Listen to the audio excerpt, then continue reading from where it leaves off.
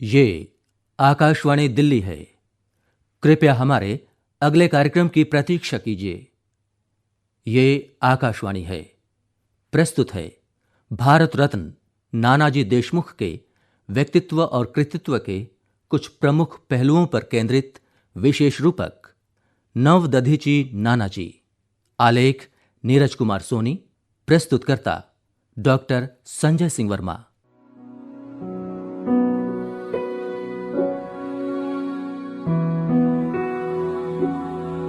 ये गाथा पौराणिक युग में अस्थिदान करने वाले दधीच की नहीं है, बल्कि उस दधीच की है जिसे हमने अपनी आंखों देखा, अपने कानों सुना, जिसकी सुदीर्घ राष्ट्र साधना के हम साक्षी हैं। इस दधीच ने अपने जीवन का तिल तिल, क्षण क्षण राष्ट्रीय नवोन्मेष के लिए होम किया। जगह जगह सर्वांगीण विकास के दीप स्तंभ खड़े किए और अंत में अपनी तपोपूत देह को शोध के लिए दान कर दिया।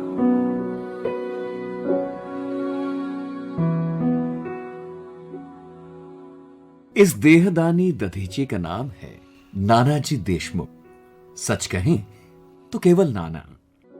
संस्कार भारती के संस्थापक और नानाजी के सहकर्मी पद्मश्री बाबा योगेंद्र जी। हमारे जीवन में नानाजी आए, वो काल था 41 का। गोरखपुर में एक प्रचारक के रूप में पहुंचे। पता लगा कि अभी साल भर ही पहले वो वहां आए हैं। एक कठिन जीवन बिताना था उन्हें। कहीं परिचय नहीं, कोई समाचार नहीं। केवल एक वकील साहब का घर मिला, काम मिला इनको उनके यहाँ भोजन बनाने का। लेकिन बगल में एक डिग्री कॉलेज था जहाँ वो दोपहर में आते।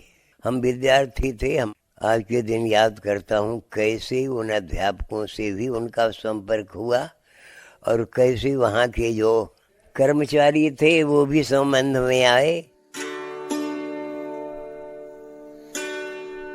हम अपने लिए नहीं, अपनों के लिए हैं। अपने वो हैं जो पीड़ित और उपेक्षित हैं। सच कहें तो इस बोध वाक्य ने ही आदर्श ग्राम की कल्पना को साकार करने की नानाजी की कोशिशों को परवान चढ़ाया है। भारतीय सांस्कृतिक संबंध परिषद ICCR के अध्यक्ष और राज्यसभा सांसद विनय सहस्रबुद्धे। श्रद्धेय नानाजी देशमुख जी का अपना एक विशिष्ट स्थान समाज में बना। इसके जो प्रमुख कारण है उसमें से एक है कि उन्होंने सक्रिय राजनीति का आयु की 60 साल की सीमा में ही त्याग करते हुए अपने आप को एक रचनात्मक काम में झोंक दिया। और वो रचनात्मक काम इतनी प्रामाणिकता से और इतनी लगन से और इतनी कर्मठता से उन्होंने उसके बाद लगभग 35-40 साल तक किया कि जिसके कारण ग्रामीण विकास और विशेष रूप में ग्रामीण पुनरुत्थान की संकल्पना के साथ नानाजी और दीनदयाल शोध संस्थान का नाम एक दृष्टि से अभिन्न पद्धति से जुड़ गया।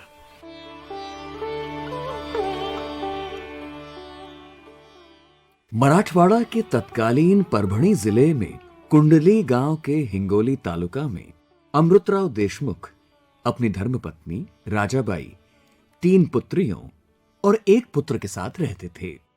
इस परिवार की सामाजिक प्रतिष्ठा मजबूत थी, परंतु आर्थिक स्थिति कमजोर। इस दंपत्ति के घर 11 अक्टूबर 1916 को एक और पुत्र ने जन्म लिया।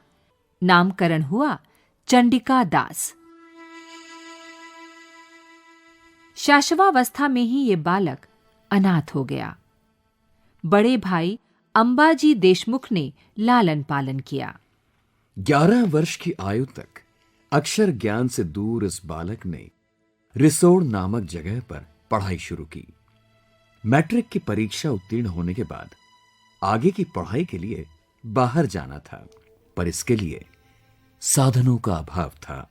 पर चंडिका दास ने तय किया कि शहर से फल सब्जी आदि खरीदकर संपन्न परिवारों में पहुंचाएंगे और इससे धन इकट्ठा करके आगे की पढ़ाई करेंगे। वर्ष 1940 में चंडिका दास संघ की प्रथम वर्ष शिक्षा के लिए नागपुर गए। वहां डॉक्टर हेडगेवार का भाषण सुना और प्रभावित होकर तय कर लिया कि आगे का जीवन सामाजिक कार्यों में लगाना है। पढ़ाई के दौरान उनकी मित्रता पंडित दीनदयाल उपाध्याय से हो गई और ये मित्रता जीवन भर कायम रही। पद्मश्री बाबा योगेंद्र जी। वो दिन आया जबकि नाना जी जनसंघ के बड़े रचनाकारों में भी आकर के खड़े हो गए। इसके बीच में एक पत्रिका निकाली गई लखनऊ से। दीनदयाल जी वहाँ संपादक हैं, कंपोजिटर हैं, सब साइकिल पर लाद करके अपने जा रहे हैं स्टेशन पर उसको छोड़ने के लिए सारी किताबों को लेकर। नाना जी भी वहीं थे। अखबार जो था उसमें निकलता था, राष्ट्र धर्म नाम की पत्रिका थी, वो निकलती थी।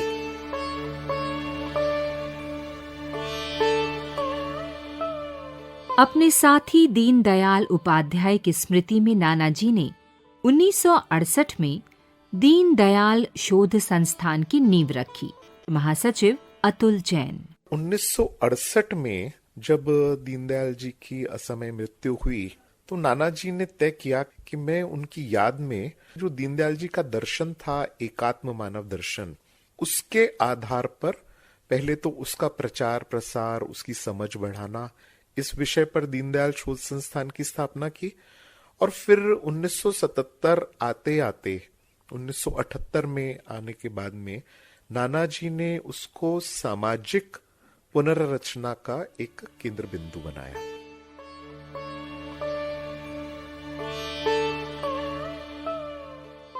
नानाजी देशमुख ने सामाजिक आर्थिक पुनर्रचना की प्रयोगशाला के तौर पर दीनदयाल शोध संस्थान को गांवों से जोड़ा। इसमें शिक्षा, स्वास्थ्य, स्वावलंबन, वन, गोवंश संवर्धन और कृषि विकास के प्रकल्प चलाए जा रहे हैं। नानाजी ने सक्रिय राजनीति से संन्यास लेकर मध्य प्रदेश और उत्तर प्रदेश की सीमा पर बेहद पिछड़े इलाके चित्रकूट को अपनी कार्यस्थली बनाया और वहां के 500 ग्रामों से ग्राम्य स्वावलंबन की भागीरथी बहने लगी।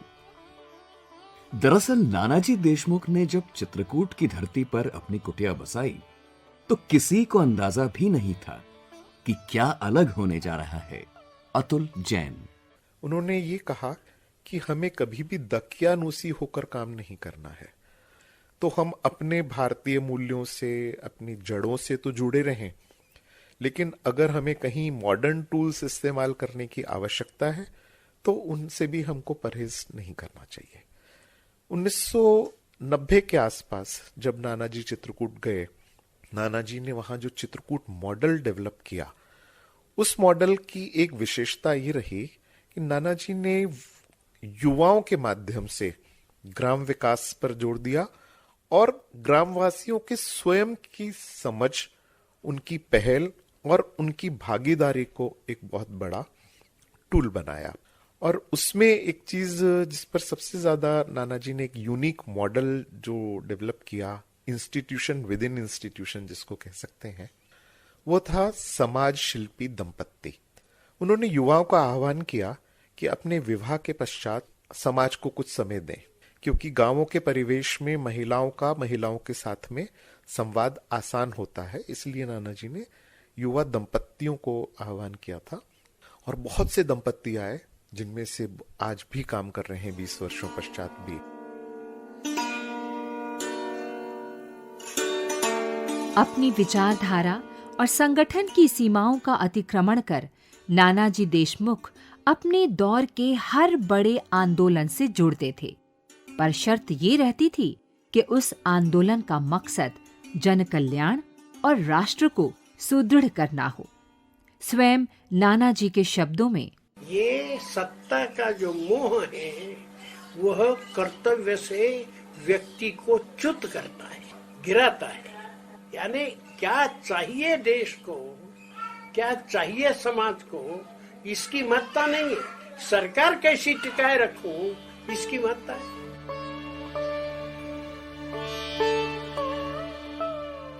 महात्मा गांधी के अनन्य अनुयायी आचार्य विनोबा भावे के भूदान यज्ञ में भी शामिल हुए नानाजी एक तरफ राजनीतिक हस्तक्षेप के जरिए परिवर्तन की जमीन तैयार कर रहे थे, तो दूसरी तरफ रचनात्मक कार्यों के लिए भी सोचते विचारते रहते थे। यही कारण था कि इंडियन एक्सप्रेस के रामनाथ गोयनका के माध्यम से नानाजी जयप्रकाश नारायण से जुड़े। जेपी के अतीत और वर्तमान ने नानाजी को बेहद प्रभावित किया। राज्यसभा सांसद सुब्रमण्यम स्वामी। जयप्रकाश नारायण जनसंघ से रिश्ता बनाने चाहते थे। जयप्रकाश नारायण को मैं इसीलिए जानता था कि वो हार्वर्ड में आए थे जब मैं वहाँ प्राध्यापक था, और मैंने उनकी लेक्चर कराई। उस लेक्चर के कारण वो इतना प्रभावित हुए कि उन्होंने मुझे कहा कि जब हिंदुस्तान आप वापस आओ तो आने के बाद मेरे साथ संपर्क में रहो। तो आने के बाद मेरी संपर्क बनी, और फिर जो भ्रष्टाचार विरुद्ध में और संपूर्ण क्रांति की जो योजना बनाई जयप्रकाश नारायण, उसमें मैं पूरा उनका सहयोग किया। तो एक दिन उन्होंने कहा कि तुम्हारी तो बहुत जनसंघ में चलती है, मेरी भी दोस्ती कराओ। तो मैंने नानाजी से कराया, और नानाजी और जेपी बहुत निकट बन गए।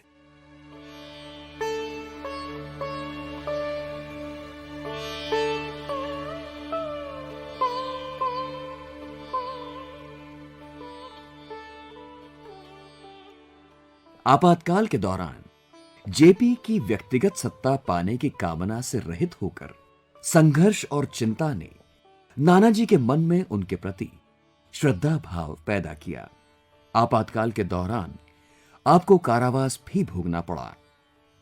करीब 17 माह के कारावास में वो इस निष्कर्ष पर पहुंचे कि देश का पुनर्निर्माण राजशक्ति से नहीं अपितु लोक शक्ति से होगा।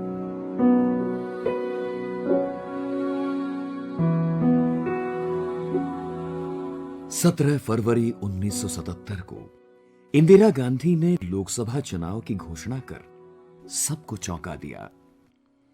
3 दिनों के भीतर 20 फरवरी को सभी प्रमुख विपक्षी दलों ने जनता पार्टी का गठन करके उसमें अपना विलय कर चुनाव में उतरने का फैसला किया।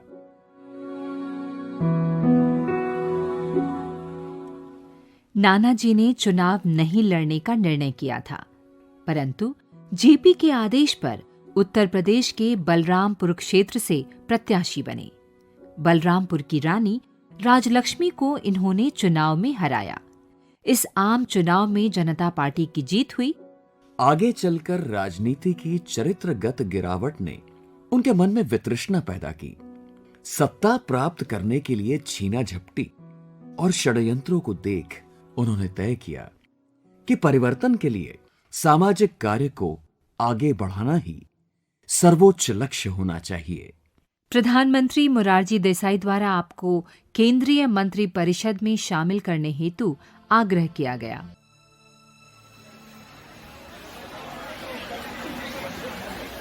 साथियों, जैसा कि आप सभी को पता है कि हमें अपने मंत्री परिषद में अभी कई और लोगों को शामिल करना है।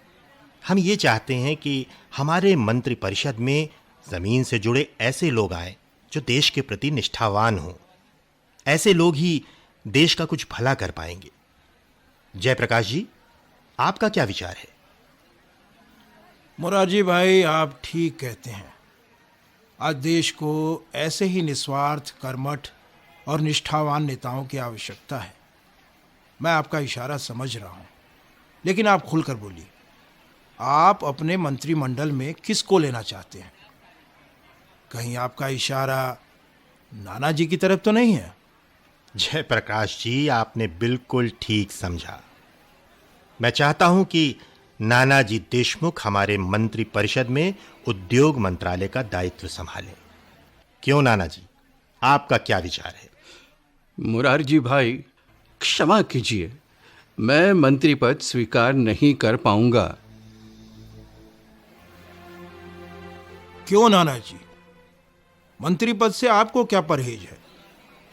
संगठन के अन्य लोग भी तो मंत्री पद पर रहकर देश सेवा कर रहे हैं। मैं उन सभी वरिष्ठ साथियों का सम्मान करता हूं जो मंत्री परिषद में है, लेकिन व्यक्तिगत तौर पर मैं इसके लिए तैयार नहीं हूँ। मैंने अपने जीवन में एक सामान्य कार्यकर्ता के रूप में जनता की सेवा करने का जो व्रत लिया है, मैं उसी को निभाना चाहता हूँ। भगवान मुझे ऐसी शक्ति दे कि मैं इस व्रत का जीवन भर पालन कर सकूं। इसके बाद नानाजी ने सत्ता और पद का मोह त्याग कर दरिद्र नारायण की सेवा का संकल्प लिया। 8 अक्टूबर 1978 को पटना में जयप्रकाश नारायण की उपस्थिति में एक ऐतिहासिक वक्तव्य देकर नानाजी ने सक्रिय राजनीति से संन्यास की घोषणा की। इतना सारा करने के बाद, जयप्रकाश जी के अति प्रिय होने के बावजूद भी मोरारजी भाई अपने निकटतम साथी के रूप में मंत्री परिषद में उनको स्थान दे रहे हो और उसी शिखरस्थ अवस्था के समय एक व्यक्ति फैसला कर ले कि मैं 60 साल के बाद राजनीति छोड़ना चाहता हूं और अपने आप को मैं ग्रामोदय के लिए समर्पित करना चाहता हूं। और घोषणा नहीं, उन्होंने करके दिखाया। 60 साल से 93 ईयर तक उस काम के लिए अंदर खपे रहे। 62 साल की आयु में नानाजी ने 54 एकड़ क्षेत्रफल का एक विशाल परिसर बनाया उत्तर प्रदेश के गोंडा में। 1978 में इसी जयप्रभा ग्राम से शुरू हुई गोंडा ग्रामोदय परियोजना, जो आपका एकीकृत ग्रामीण विकास की दिशा में अनूठा प्रयोग था। विनय सहस्रबुद्धे। नानाजी का जो प्रयोग है, जो चित्रकूट और कई गांवों में उन्होंने एक रचनात्मक दृष्टि रखते हुए बड़े अभिनव तरीकों से उन्होंने इस काम को जो किया, उसके बहुत अच्छे नतीजे वहां पर हमें देखने को मिलते हैं। उसमें हर ग्राम को अपनी आवश्यकता के अनुरूप, चाहे वो प्राकृतिक संसाधनों की आवश्यकता हो, चाहे वो सामाजिक विकास की आवश्यकता हो जिसमें स्वास्थ्य का विषय है, शिक्षा का विषय है, चाहे वो महिलाओं के सक्षमीकरण के बारे में, उनके रोजगार और इत्यादि विषयों के बारे में आवश्यकताएं हो, या गांव के लिए कुल मिलाकर पर्यावरण की सुरक्षा का विषय हो, खेती का उत्पाद बढ़ाने की बात हो, पशुओं की चिंता की बात हो, इन सारे विषयों को गांव ये एक एकक मानते हुए, एक यूनिट मानते हुए उसको अपने पैरों पर खड़ा करने की एक पुरजोर कोशिश और बहुत मात्रा में सफल कोशिश नानाजी के कारण हुई। हर खेत को पानी, हर हाथ को काम का नारा देकर उन्होंने ग्रामीण जीवन के सर्वांगीण विकास के लिए 4 सूत्र निर्धारित किए: स्वावलंबन, शिक्षा, स्वास्थ्य और समरसता। वर्ष 1991 में नानाजी के प्रयासों से चित्रकूट ग्रामोदय विश्वविद्यालय अस्तित्व में आया, तो वो भारत का पहला ग्रामीण विश्वविद्यालय था।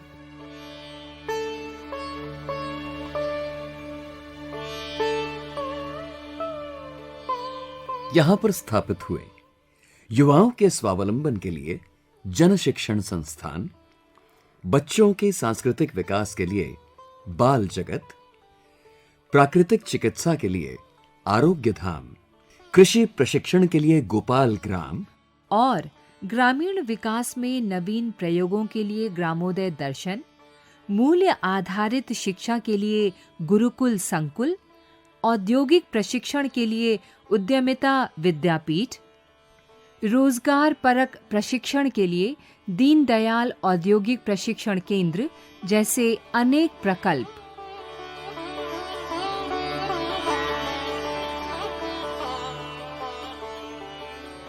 कुमुद सिंह ने नानाजी की सेवा में एक बेटी की तरह अनेक वर्ष बिताए। नानाजी के व्यक्तित्व के कुछ पहलुओं को आपने छुआ। तो नानाजी कहते थे कि हमको बचपन से कुछ खाने को अच्छा मिला नहीं, तो वो सब बातें सुन के हमको ध्यान में आता था कि नानाजी को मलाई वाला चाय बहुत पसंद था। तो मैं जब भी चाय बनाती थी उनके लिए स्पेशल मलाई ताजी दूध का निकाल के रखती थी, वो चाय पे डाल के उनको चाय पिलाती थी। बहुत अच्छा लगता था। उनको इच्छा बहुत आता था कि हम जो चीज कभी मन है खाने का, तो पूरन पूड़ी उनको पसंद है, फिर कभी वो पिठला, महाराष्ट्र में पिठला बनता है तो वो उनको बहुत पसंद था, बेसन की बड़ी और प्याज का झुनका और ज्वार की रोटी, ये सब नाना जी का बिल्कुल पसंद का खाना था, एकदम फेवरेट खाना था। नहीं भूख रहते भी थोड़ा सा वो खा लेते थे। सन 1990-91 में भगवान राम की तपोभूमि चित्रकूट ने उन्हें आकर्षित किया। उन्होंने अपना शेष जीवन इसी पवित्र भूमि पर अनेक प्रयोग करते हुए बिताने का संकल्प लिया। मर्यादा पुरुषोत्तम प्रभु श्री राम के बारे में स्वयं नानाजी के विचार।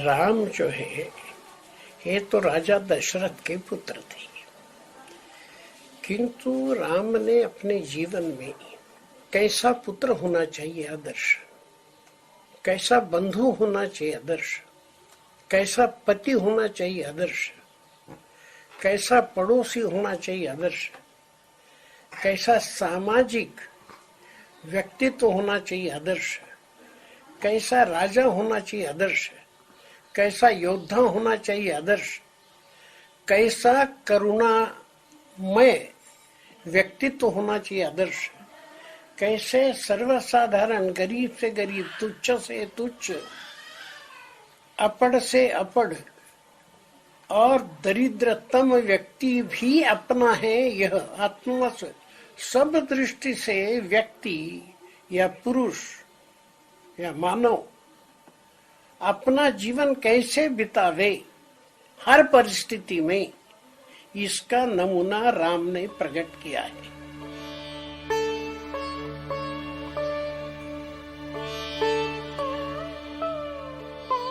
आपको जानकर आश्चर्य होगा कि मध्य प्रदेश और उत्तर प्रदेश की सीमा पर बसे इस चित्रकूट के आसपास के करीब 80 गांव के लोग आपसी विवाद को लेकर न्यायालय नहीं जाते, गांव की चौपाल पर बैठकर विवाद सुलझा लेते हैं।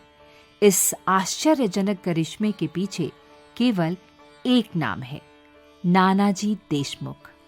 उनसे मिलने और चित्रकूट में उनका काम देखने के बाद महान वैज्ञानिक और भारत के पूर्व राष्ट्रपति डॉक्टर एपीजे अब्दुल कलाम ने कहा था कि विकास का यह मॉडल देश के लिए सबसे उपयुक्त है।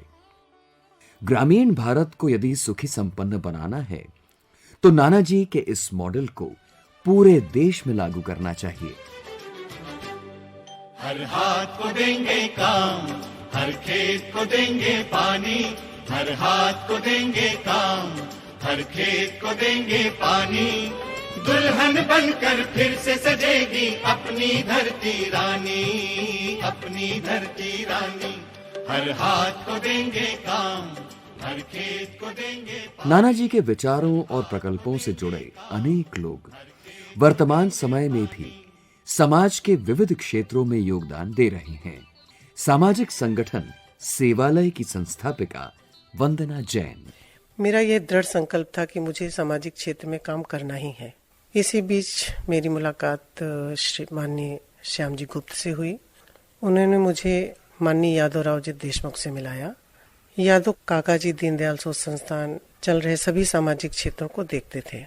काका जी ने मुझे चित्रकूट आकर सियाराम कुटीर की सारी व्यवस्था देखने के लिए कहा। चित्रकूट में यादव काका ने मेरा परिचय नानाजी से कराया। मुझे काफी डर लग रहा था कि इतने बड़े व्यक्तित्व के साथ मैं क्या बात करूंगी, लेकिन जब मैं उनसे मिली, उनका व्यक्तित्व मुझे एक नारियल जैसा दिखा, जैसे नियमों के प्रति कठोर, अनुशासन प्रिय, लेकिन दिल से बहुत सहज, सरल, अत्यंत स्नेही, अभिभावक भाव रखने वाले आधुनिक ऋषि थे। कुछ समय बाद ही चित्रकूट में कार्य करते हुए मुझे आश्रमशाला की जिम्मेदारी दी गई, जबकि मैं रहती सियाराम कुटीर में थी। नानाजी जब भी सियाराम कुटीर आते थे, हम सब छोटे बड़े सभी कार्यकर्ताओं के पूछताछ करते रहते थे। हर कार्यकर्ता को ये महसूस होता था कि नानाजी मुझे सबसे ज्यादा प्यार करते हैं। नानाजी के ही मार्गदर्शन में शुरू हुई सरस्वती शिशु मंदिर की श्रृंखला आज भारत का विशालतम गैर सरकारी शिक्षा आंदोलन बन गया है। नानाजी के अवदान को याद करते हुए केंद्रीय संस्कृति और पर्यटन राज्य मंत्री प्रहलाद सिंह पटेल। हम ऋषि प्रधान देश थे। कृषि प्रधान देश जब कहा गया तो कृषि ऋषि परंपरा का एक हिस्सा है। ऋषि परंपरा का मतलब होता है कृषि, स्वावलंबी लोगों का जीवन यापन, और सिर्फ व्यक्ति नहीं, जीव जगत का, उसमें पशु भी है, पक्षी भी है। एक संतुलित विकास का जो मॉडल है वो भारतीय संस्कृति का मॉडल है।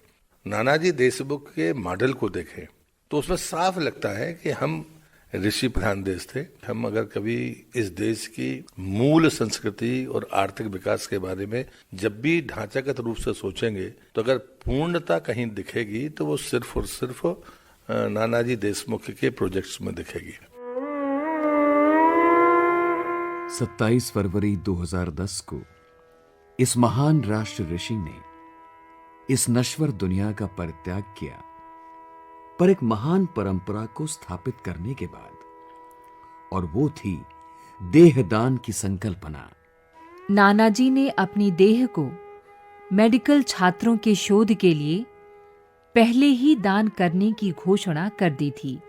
उनके इस संकल्प को याद करते हुए राष्ट्रवादी चिंतक, विचारक और दधीची देहदान समिति के संरक्षक आलोक कुमार बताते हैं, आदरणीय नानाजी देशमुख का संबंध मेरे साथ 1970 से था, पर एक विशिष्ट अवसर 1997 में आया। हम लोगों ने 1993-94 में एक वसीयत बनाकर अपनी देह को मृत्यु के बाद मेडिकल कॉलेज के लिए दान किया था। नानाजी जब 80 वर्ष के हो रहे थे तो उनके मन में आया कि वो भी देहदान करने का संकल्प। नानाजी का संकल्प था तो दधीची देहदान समिति इसका गठन किया। नानाजी इसके पहले संकल्पित देहदानी के नाम से रजिस्टर हुए। वर्ष 2019 में नानाजी देशमुख को मरणोपरांत भारत के सर्वोच्च नागरिक सम्मान भारत रत्न से अलंकृत किया गया। नानाजी देशमुख दैहिक रूप से भले आज हमारे बीच नहीं हैं, लेकिन वास्तविकता के धरातल पर वे अपने ग्रामीण भारत के विकास की परिकल्पना द्वारा सदैव हम सबको प्रेरित करते रहेंगे। नानाजी का जीवन संघर्ष, संगठन और सफलता की प्रेरक कहानी है।